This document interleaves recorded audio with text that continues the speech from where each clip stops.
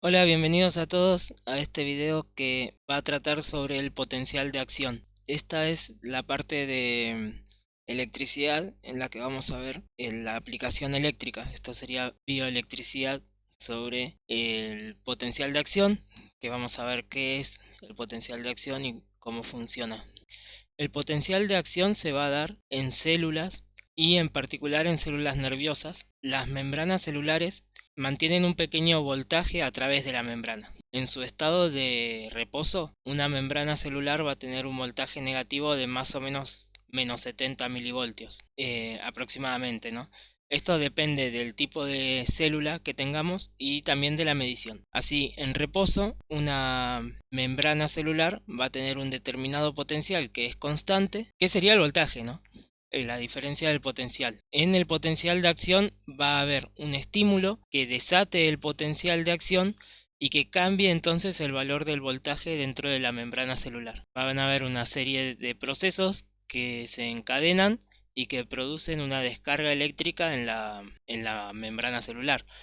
Esa descarga eléctrica se utiliza como un medio de comunicación entre células y son fundamentales para los procesos, por ejemplo, que se dan en las células del cerebro a través de las neuronas. Entonces, a través de este proceso que se conoce como potencial de acción, la membrana celular va a despolarizarse. ¿Qué significa eso? Que la polaridad de la diferencia del potencial eléctrico se invierte. Fíjense que mientras que al comienzo la membrana celular tiene una diferencia del potencial negativa, durante el proceso del potencial de acción, el potencial aumenta aún hasta llegar a valores positivos y luego, mientras finaliza el proceso del potencial de acción, vuelve a su estado original de tener un potencial negativo y eh, en equilibrio, ¿no? Bueno, lo primero que tendríamos que ver es a qué se debe este potencial que tiene la membrana celular.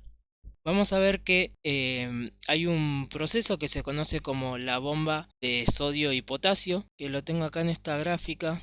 La idea de estos gráficos es que nos muestran los procesos que se dan a través de la membrana celular. O sea, la zona que está de color marrón sería la membrana de la célula, que sería la capa que separa el interior del exterior de la célula, ¿no? Como pueden ver, en la membrana tenemos canales o puertas que permiten el influjo o el eflujo de determinadas partículas. En particular, las que van a ser más activas en el proceso del potencial de acción y de la polarización de la membrana celular son las moléculas de sodio y potasio, en particular las moléculas que están ionizadas. O sea, vamos a tener sodio y potasio positivo, es decir, partículas eléctricamente cargadas con cargas positivas que van a estar ingresando o saliendo de la célula. Hay ciertas bombas que expulsan o atraen partículas que se van a activar a través del potencial de acción. O sea, necesitan un determinado voltaje para poder activar esas bombas. Pero la bomba que yo les mencionaba hace un momento, que es esta bomba de sodio y potasio, esa bomba se mantiene activa todo el tiempo. ¿Cómo funciona la bomba? La bomba atrae dos, atrae dos partículas de potasio positivo y expulsa tres de sodio positivo. Constantemente está tomando dos partículas con carga positiva del exterior y liberando tres al exterior, desde el interior de la célula. Lo que produce eso es que haya una diferencia en las concentraciones. O sea, si constantemente están entrando dos partículas y saliendo tres, eso va a producir que haya una diferencia entre las cantidades de partículas con carga positiva que hay de un lado y del otro. Así, la bomba de sodio y potasio lo que hace es mantener constantemente una diferencia en las cantidades de carga y por lo tanto en el potencial eléctrico que hay entre los dos extremos de la membrana celular. La bomba entonces mantiene una carga negativa del lado interno de la célula y una carga positiva del lado externo. Y eso es lo que produce entonces la diferencia del potencial eléctrico que se encuentra con carga negativa, o sea, con voltaje negativo, durante el estado de equilibrio de la célula. Cuando la célula está en equilibrio, la única bomba que está funcionando es esta bomba de sodio-potasio. Hay otras bombas, pero que no son muy significativas.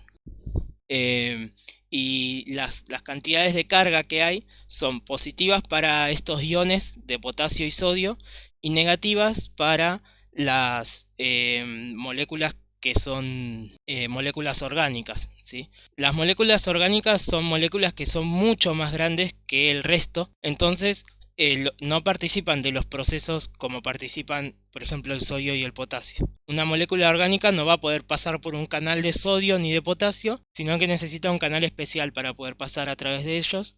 Y bueno, eso no lo vamos a ver y como les dije tampoco es muy significativo. Pero las cargas negativas que hay se deben a estas partículas que son orgánicas y a alguna que otra molécula más. Más allá de eso, entonces, esta bomba es fundamental para que haya un voltaje y que haya un voltaje de equilibrio dentro de la célula. En un estado de equilibrio, la única bomba que funciona, entonces les decía, es esta bomba de sodio y potasio. En el caso de que se dé un estímulo externo, es decir, alguna situación externa que cambie el voltaje en la célula, en esa zona de la célula, lo que va a pasar es que si se llega a un voltaje en particular a través de ese estímulo, se puede desatar lo que se conoce como potencial de acción. De nuevo, hay puertas o canales que se activan únicamente a través de una descarga o un aumento del potencial de acción. Entonces, a través de un estímulo externo puede pasar que se alcance una un determinado voltaje y se activen estas compuertas o estos canales y empiece a darse alguna situación en la que por efecto cadena cada vez aumenta más y más el voltaje, ¿no? Eso es lo que se conoce como potencial de acción. Para que se dé un potencial de acción, se tiene que alcanzar un potencial umbral a partir del cual se va a dar el potencial de acción. Y acá lo que se denomina es la ley del todo o nada. La ley del todo o nada lo que dice es que o se da el potencial de acción o no se da. El potencial de acción es siempre el mismo y tiene un detonante que es el umbral de acción. O el potencial umbral o umbral de puerta. ¿Qué quiere decir el umbral? Que hay un valor al que se tiene que alcanzar para que se dé el potencial. Si yo tengo un estímulo que es subumbral, o sea, si yo recibo un estímulo que no alcanza a tener el valor de un potencial umbral, por ejemplo, un estímulo de este estilo, lo único que va a producir es un aumento temporal del voltaje, pero la bomba sodio y potasio va a llevar nuevamente a la célula al equilibrio, es decir, al voltaje de equilibrio. Eso sería un estímulo subumbral. Un estímulo umbral o supraumbral, o sea, un estímulo que alcance el umbral de puerta o incluso que lo supere, siempre va a generar un potencial de acción y siempre va a generar el mismo potencial de acción. De nuevo, el estímulo lo que hace es aumentar el voltaje y por lo tanto activar ciertas puertas o canales que van a empezar a generar un proceso en cadena que aumenta cada vez más el voltaje y que por lo tanto va a producir esta descarga eléctrica que es lo que se conoce como potencial de acción. Bueno, es importante esto sobre la ley del todo o nada y entender qué es el umbral. Es bastante normal que se les pregunte eso en el examen, así que traten de entender eso, ¿no? Que durante la primera parte del proceso necesita un estímulo que sea umbral o supraumbral para poder desencadenar un potencial de acción. El hecho de que el estímulo sea más o menos fuerte no significa que el potencial sea más o menos fuerte. O sea, el potencial es siempre el mismo. Y un estímulo que no llegue a alcanzar el umbral de acción o el umbral de puerta o el voltaje umbral, como sea que lo conozcan, ese estímulo que no alcance el umbral no va a desatar un potencial de acción, ¿sí? La célula va a tender al equilibrio a través de los distintos mecanismos que tienen, en particular a través de la bomba de sodio y potasio. En equilibrio, entonces, dijimos, la bomba de sodio y potasio va a estar funcionando constantemente y los canales no van a estar abiertos, ¿sí? En la figura van a ver que vamos a tener carga positiva por fuera de la molécula, de la célula, y carga negativa por dentro. Pero además tenemos el tema de las concentraciones, porque fíjense que la bomba de sodio y potasio está funcionando constantemente, ¿no? Ingresan dos moléculas de potasio, salen dos moléculas de sodio. Entonces, evidentemente, yo voy a tener mayor concentración en el exterior que en el interior de sodio, y mayor concentración en el interior que en el exterior de potasio. O sea, el potasio va a tender a salir a través de la fuerza de ósmosis, y el sodio va a tender a entrar por las diferencias de concentraciones. Y luego, a causa de la fuerza eléctrica, el sodio va a tender a entrar porque tiene carga positiva y adentro de la célula hay carga negativa, ¿no? Bueno, dicho esto, una vez que se da un estímulo umbral y se desata el potencial de acción, van a empezar a ocurrir algunas condiciones, algunas situaciones. Entonces, al momento en el que el estímulo llega al umbral, va a empezar a desatar un potencial de acción, y lo primero que va a pasar es que se van a abrir los canales de sodio. ¿Qué habíamos dicho sobre el sodio? Que como la concentración de sodio es mayor en el exterior que en el interior, y además los iones de sodio son positivos, van a tender a entrar al interior de la célula. Bueno, al abrir los canales de sodio, voy a tener muchas moléculas de sodio ingresando a la célula. Ahora, esto ocurre rápidamente, que yo tenía una diferencia de concentraciones muy grande, y a eso se le suma la fuerza eléctrica, que la fuerza eléctrica siempre es una fuerza grande o fuerte. Entonces, con gran velocidad se empieza a llenar la célula de moléculas de sodio. ¿Qué va a pasar? Que yo tenía carga negativa dentro de la célula, carga positiva afuera. La carga positiva de afuera era casi toda sodio, porque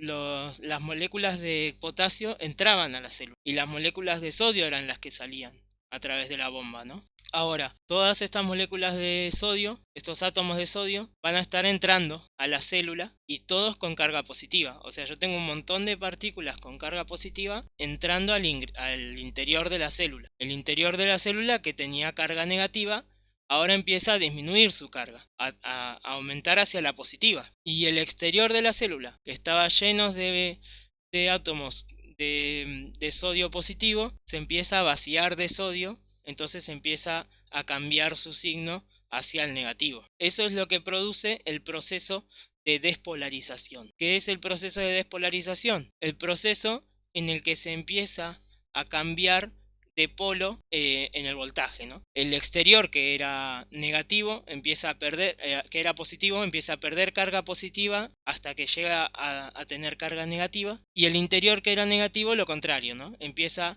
a ganar carga positiva hasta que empiece a cambiar su signo a positivo. Por eso se puede ver acá en el gráfico que luego del estímulo, dijimos, se abren las puertas de sodio, y eso hace que pegue un salto en la diferencia del potencial eléctrico, que hasta llega a cambiar el signo del voltaje, ¿no? Eso es lo que se conoce como proceso de despolarización. En un punto de ese proceso se alcanza un voltaje que abre los canales de potasio. Déjame que tengo una imagen para esto también. Acá. Cuando se abren los canales de potasio, yo también tenía una diferencia de concentraciones con el potasio. Al contrario de la diferencia con los átomos de sodio, los del potasio van a querer salir de la célula. Pero claro, los canales de potasio son menos que los canales de sodio, y además el potasio va a salir con menos fuerza. Porque mientras que del sodio salían 3 átomos de sodio por cada ciclo de la bomba de sodio y potasio, entraban solo 2. Entonces la diferencia de concentraciones va a ser menor para el potasio que para el sodio. Y además, la fuerza eléctrica del potasio tira hacia la zona de carga negativa, ¿no? No hacia la positiva. Entonces tiende a quedarse adentro. Claro, una vez que se cambian los signos, el potasio tiende a salir por la fuerza eléctrica, ¿no? Pero en un principio, esto va a ser mucho más lento que a través de la bomba de sodio. O sea, primero que nada se abre los canales de sodio. Entra mucho sodio, y al alcanzar un determinado voltaje se abren las compuertas de los canales de potasio. Empieza a salir potasio, pero sale paulatinamente, sale con mucha menor velocidad de salida, con mucho menor caudal, pero sale, ¿no? Entonces, esta salida de carga positiva, que son los átomos de potasio, empieza a desacelerar el proceso de despolarización y se va a llevar a un determinado voltaje en el que los canales de sodio se cierran y solamente quedan abiertos los canales de potasio. ¿Sí? Durante un tiempo las compuertas de sodio están abiertas junto con las de potasio, ¿sí? Y siguen ingresando iones de sodio positivo a la célula, ¿sí? Entonces durante ese proceso, el proceso de despolarización continúa, o sea, el voltaje sigue aumentando, ¿sí? Ahora, en algún momento, luego de que las compuertas de potasio se abran, ¿sí? Pero recuerden que el proceso de apertura de las compuertas de potasio es más lento que el de las compuertas de sodio, ¿sí? O sea, el proceso de despolarización continúa un momento más hasta que se completa, hasta que llega al máximo voltaje que va a alcanzar la membrana celular, ¿sí? Una vez que el potencial cambia de signo y llega más o menos a los 30 milivoltios, a partir de ahí se cierran los canales de sodio. Con los canales de sodio cerrados, lo único que va a estar pasando es que va a estar saliendo potasio del interior de la célula y por lo tanto vamos a tener una salida de átomos positivos hacia el exterior y eso va a empezar a repolarizar la membrana celular. Ese proceso de repolarización lo que hace es volver al equilibrio, a la célula, ¿sí? Porque yo voy a estar teniendo que se alcanzó el potencial de acción, se alcanzó el potencial máximo que tiene la membrana, se cierran los canales de sodio, solamente están abiertos los canales de potasio y eso junto con la bomba sodio-potasio va a volver al equilibrio a la diferencia de potencial de la membrana celular, ¿sí? Porque de nuevo tengo partículas positivas saliendo de la célula a través de los canales de potasio y además tengo la bomba que ingresa 2 partículas positivas por cada 3 partículas positivas que ingresan, que salen de la célula. Así que eso siempre va a hacer que se empiece a cargar el exterior de la célula con partículas positivas y el interior de la célula con partículas negativas. Ese proceso se llama repolarización porque la célula va a volver a su polarización de equilibrio, ¿no?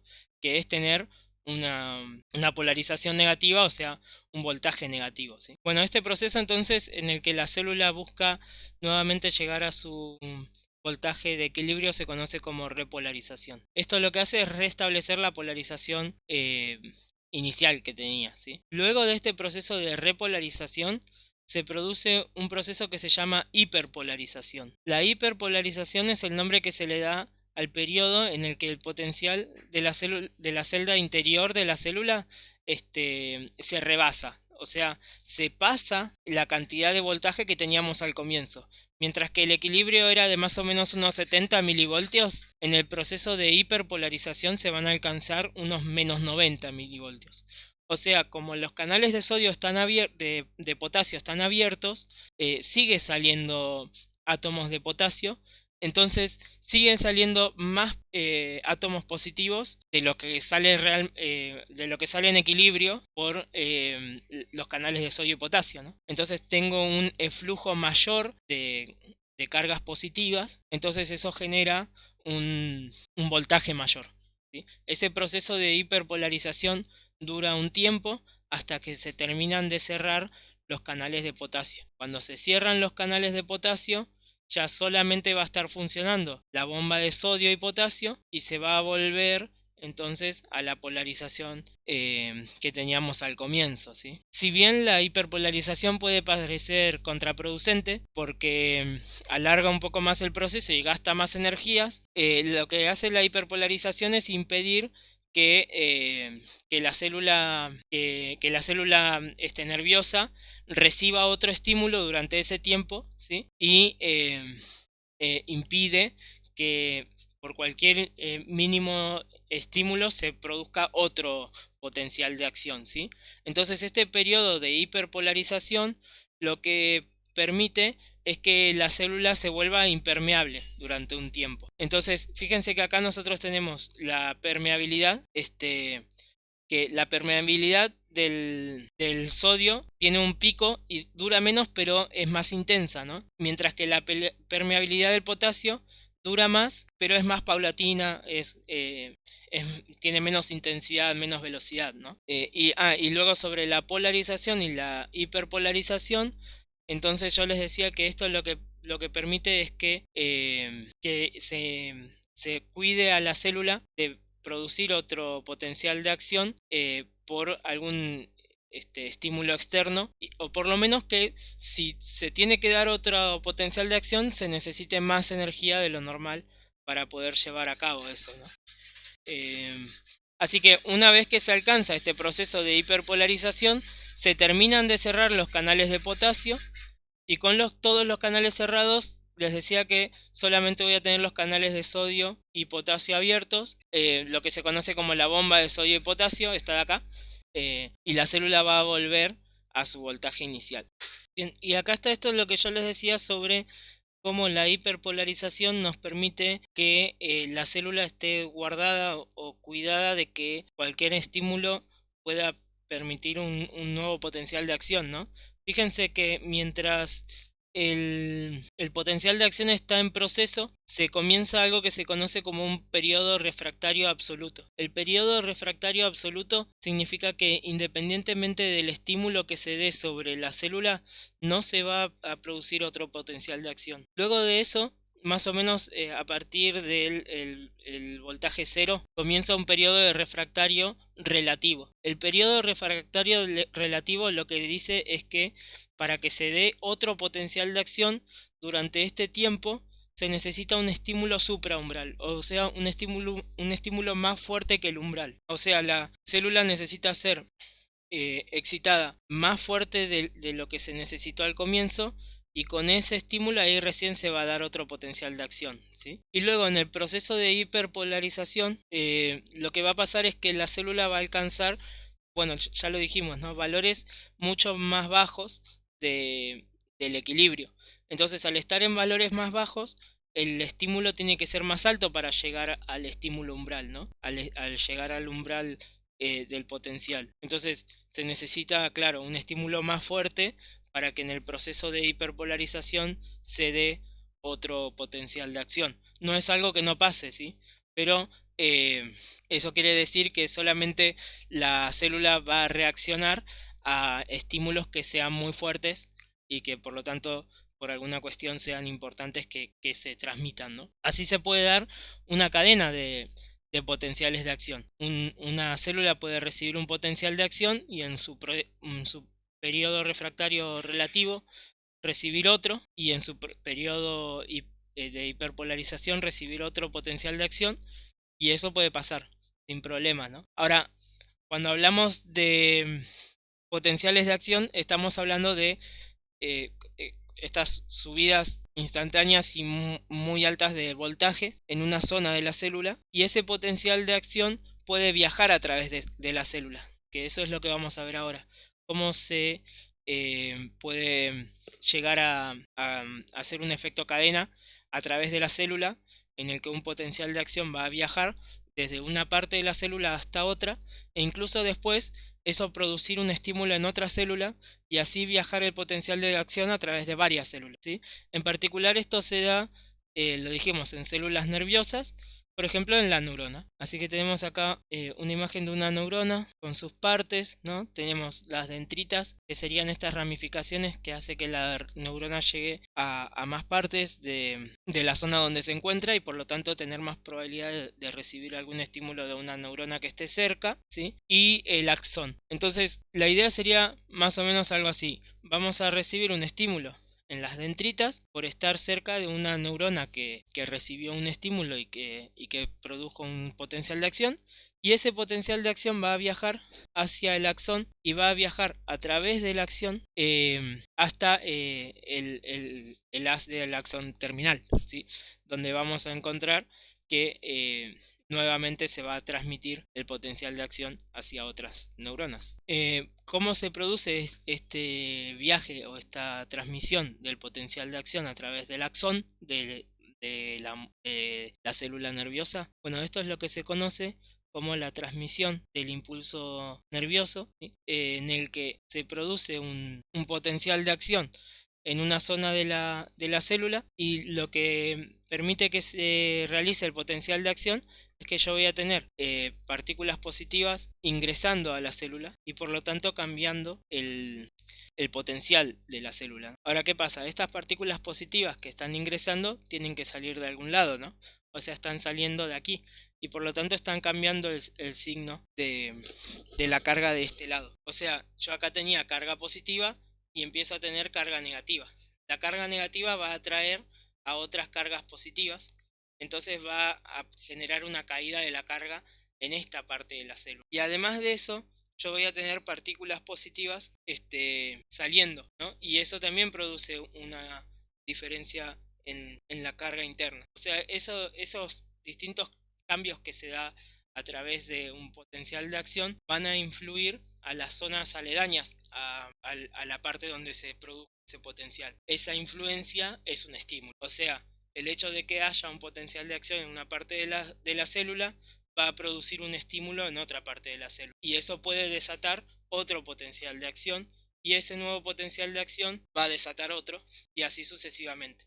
Esto sería a través del axón de la célula, que en este caso, como ustedes ven, el axón está recubierto de vainas de mielina, se dice. Estas vainas son aislantes, que entonces hacen que el potencial de acción salte y viaje más rápido a través del axón, ¿sí? O sea, como estas vainas se están aislando, no puede haber un ingreso ni un egreso de átomos, y por lo tanto el ingreso y el egreso se tiene que dar más lejos y por lo tanto el potencial de acción se da más lejos y el potencial de acción va a ir viajando a través del axón con mayor velocidad que con una célula nerviosa que no tenga las vainas. Bueno, acá en esta pequeña animación se ve cómo se puede producir un potencial de acción. Como yo les decía, el potencial de acción lo que implica es que yo tengo partículas eléctricamente cargadas viajando de una parte a la otra, ¿no? Eso cambia el signo de la carga y produce que otras partículas viajen hacia ese lugar para poder volver a equilibrar las cargas, ¿sí? Pero ¿qué pasa? La situación es que hay partes en las que se genera un proceso de refractancia, ¿no? Que cuidan a la célula de que vuelva a producirse otro potencial de acción, como ya lo habíamos visto. Entonces el potencial de acción siempre va a viajar hacia un lado, porque donde ya se produce un potencial de acción va a haber un periodo de refractancia y no se va a producir otro. Y así el potencial de acción, por ejemplo en este caso, va a viajar desde las dendritas hacia lo que se conocía como el axón terminal, ¿no? De nuevo, esto es gracias al periodo de refractancia absoluta o relativo y también gracias a la hiperpolarización que permite que el impulso viaje en un solo sentido y por lo tanto no se pierda información, ¿no? También es importante aclarar que mientras el impulso va viajando, evidentemente va a haber una pérdida energética, o sea, va a haber fricción y demás que va a producir que el impulso a medida que va viajando tenga menos intensidad, ¿no? Eso también produce que los estímulos sean cada vez más pequeños. Entonces se necesita que el potencial de acción viaje rápidamente a través de un lado al otro para poder mantener ese potencial, ¿no? Entonces eso es lo que produce estos canales que al abrirse o cerrarse hacen que cada potencial de acción sea el mismo, independientemente de haber recibido un estímulo muy fuerte o muy débil, ¿no? Lo único que importa es que el estímulo sea umbral o supraumbral, o sea que mínimo tiene que tener un estímulo umbral. Y eso lo que hace es asegurar que el potencial de acción viaje por toda la célula. En esta imagen también se puede ver lo mismo, como el potencial de acción va viajando, mientras el potencial de acción se está ejecutando, se cambian o se despolariza, habíamos dicho, la membrana celular, ¿no? Y eso lo que produce es que se tenga que repolarizar y por lo tanto se va a cambiar también la polaridad de la parte de al lado. ¿Por qué el potencial de acción no viaja en el sentido opuesto? Bueno, ya lo dijimos, ¿no? Gracias a estos periodos de refractancia.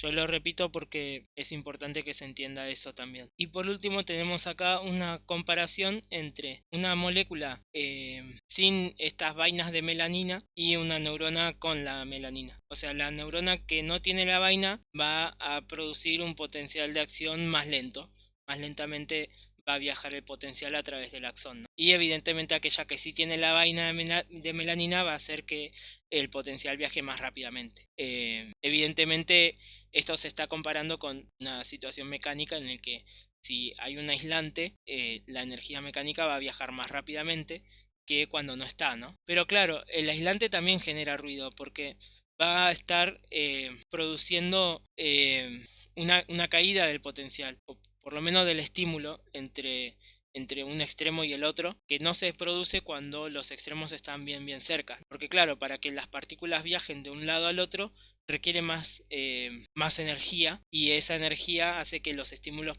puedan ser más leves, más débiles.